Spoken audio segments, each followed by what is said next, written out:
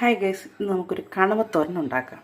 കണവത്തോരൻ അല്ലെങ്കിൽ കൂന്തൽ തോരൻ. ഓക്കെ, നമുക്ക് നല്ല മുഴുത്ത കണവയാണ് കിട്ടിയിരിക്കുന്നത്.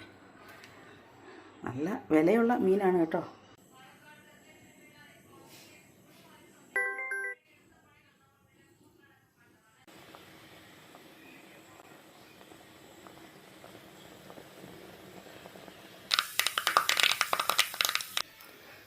കടുകിട്ട് പൊട്ടിക്കഴിഞ്ഞാൽ ഉടനെ ഗൈസ് ഇഞ്ചി, അതുപോലെ തന്നെ ചതച്ച വെളുത്തുള്ളി, കറിവേപ്പില, 2 സവാള, ആവശ്യത്തിന് പച്ചമുളക് എന്നിവ ഈ കടുകിട്ട് പൊട്ടിച്ച വെളിച്ചെണ്ണയിലേക്ക് ഇടുക.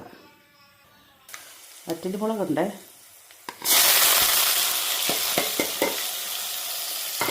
നമ്മുടെ കൂന്തൽ അല്ലെങ്കിൽ കണവ ഞാൻ വേവിച്ച് മാറ്റി വെച്ചിട്ടുണ്ട്, മഞ്ഞൾ ഉപ്പ് ചേർത്തിട്ട്. അപ്പോൾ ആ ചട്ടിയിൽ തന്നെ അങ്ങ് കടുവറുത്ത്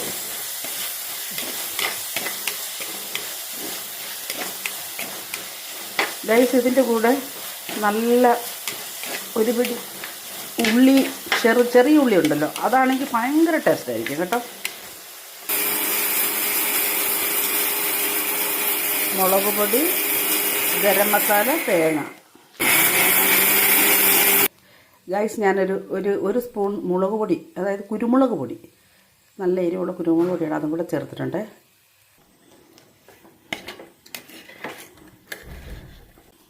ഇതിലേക്ക് ഞാൻ വേവിച്ച് വെച്ചിരിക്കുന്ന കണവ അല്ലെങ്കിൽ കൂന്തൽ ചേർക്കുക.